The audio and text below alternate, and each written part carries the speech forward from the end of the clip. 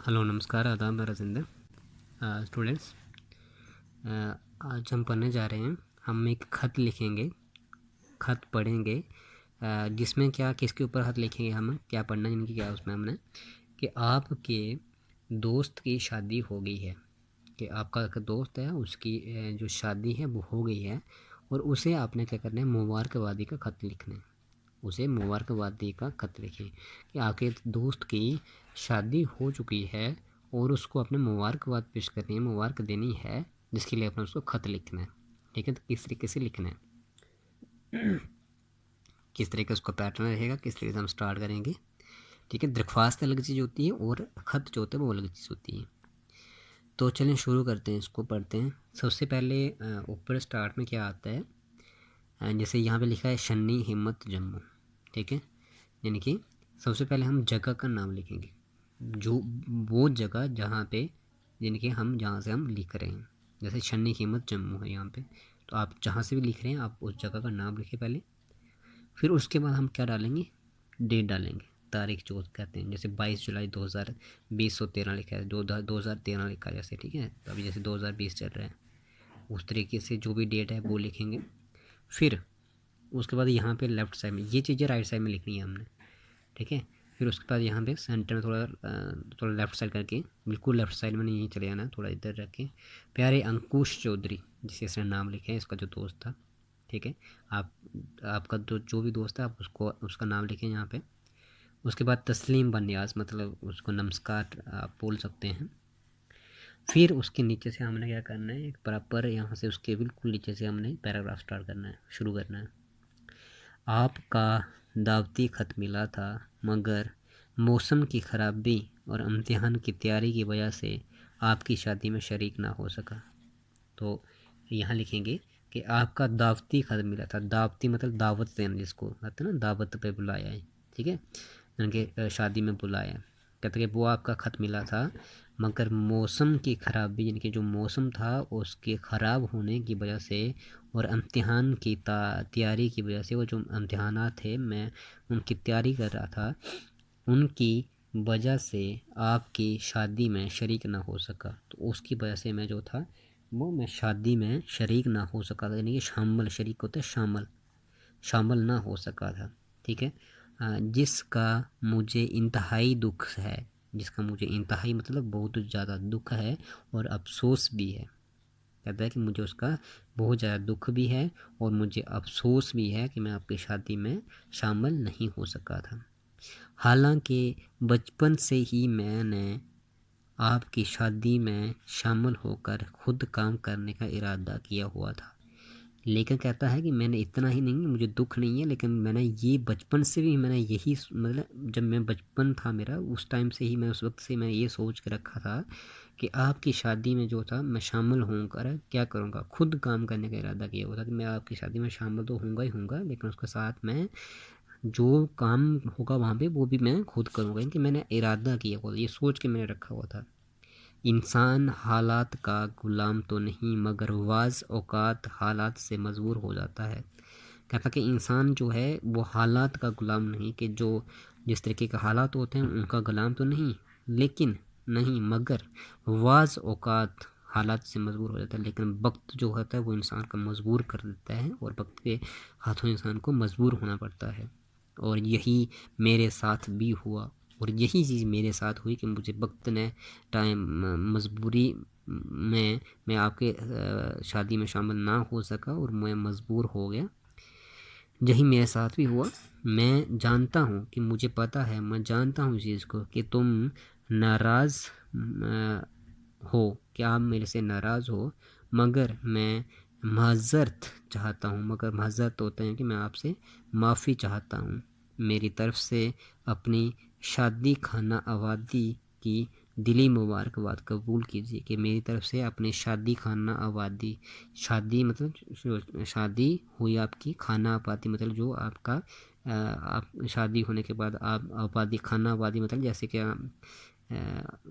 ये पहले एक इंसान था जो शादी होने के बाद है, इस तरीके से कि आपके आपके परिवार में दूसरा जो शख्स आया। ठीक है, उस तरीके से मैं आपको क्या कर रहा हूँ, दिली मुबारकबाद कबूल कीजिए कि मेरी जो है दिल से मैं आपको मुबारकबाद पेश कर रहा हूँ कि आपकी परिवार में एक नया शख्स जो है वो आया है। ये नई ज़िंदगी तुम्हें मुबारक हो और एक नई ज़िंदगी की शुरुआत भी आपकी हुई है और इसी की आपको मुबारक भी हो। वालिदैन को अस्सलाम वालेकुम और भाई जी को तस्लीम।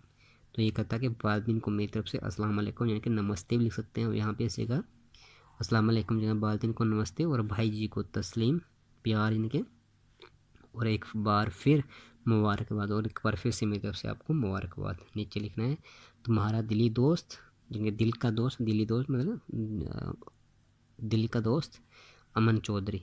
ठीक है, तो अपना यहाँ पे आप नाम लिख सकते हैं यहाँ पे। तो ये स्टूडेंट्स एक खत था जो मैंने आपको छोटा सा खत बताया आपको कि आपके दोस्त की शादी हो गई है और उसको आपने क्या करना है, मुबारकबाद पेश करनी है। सो स्टूडेंट्स अब हम इसके साथ पढ़ेंगे कि एक एप्लीकेशन, एक दरख्वास्त भी पढ़ेंगे हम। एप्लीकेशन हेडिंग क्या है कि अपने स्कूल के सरबराह के नाम 4 दिन की दरख्वास्त लिखें। स्कूल के सरबराह होता है प्रिंसिपल साहब के नाम 4 दिन की दरख्वास्त लिखें, क्योंकि आपने दोस्त की शादी पर कश्मीर जा रहे हैं, कि आप अपने दोस्त की शादी पर कश्मीर जा रहे हैं और उसके लिए आपने 4 दिन की रुख्सत लेनी है, छुट्टी लेनी है, उसके लिए आप अपने प्रिंसिपल साहब का नाम दरख्वास्त लिखें। ठीक है, तो दरख्वास्तें मैंने आपको पहले ही पढ़ाई हैं। खिदमत जनाब प्रिंसिपल, जैसे government higher secondary school Rajouri लिखा है यहाँ पे आप लिखेंगे खिदमत जनाब प्रिंसिपल साहब national academy high school Udhampur.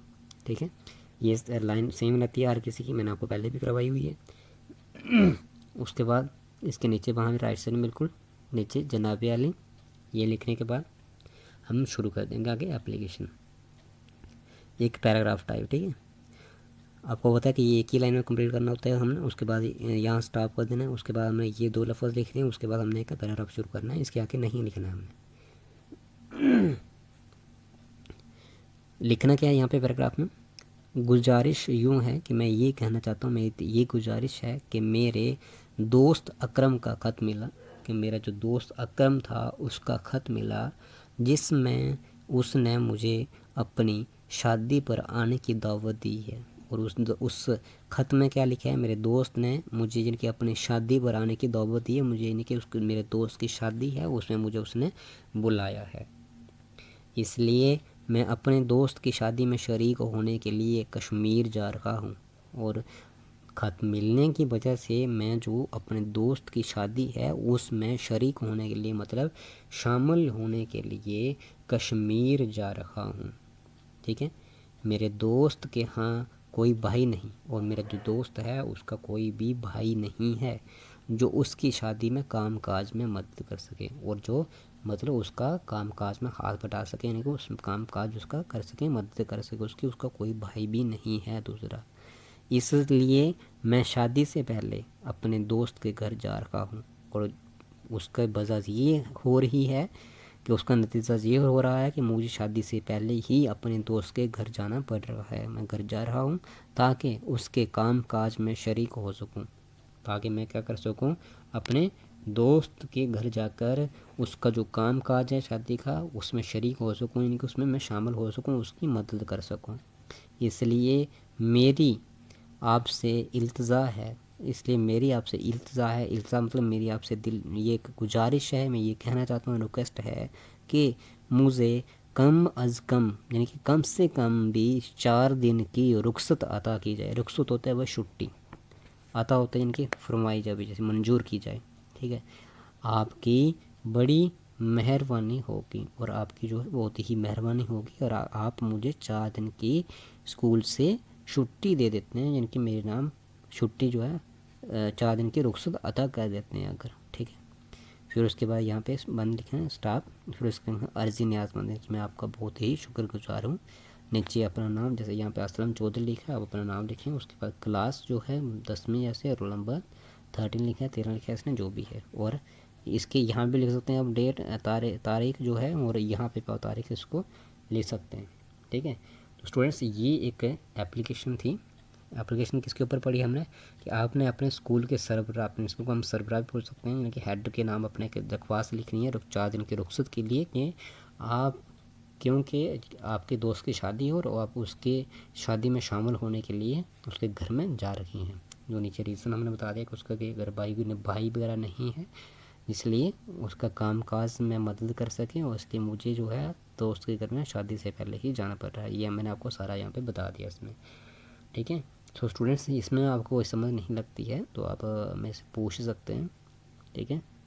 और आपने ये फेयर नोटबुक में इसको बिल्कुल नीट एंड क्लीन राइटिंग में नोट डाउन करना है, क्योंकि आपको एग्ज़ाम में जा तो एप्लीकेशन आती है, दरख्वास्त आती है, और उसका दूसरा आपको ख़त भी आ सकता है, ठीक है। थैंक यू स्टूडेंट्स, शुक्रिया।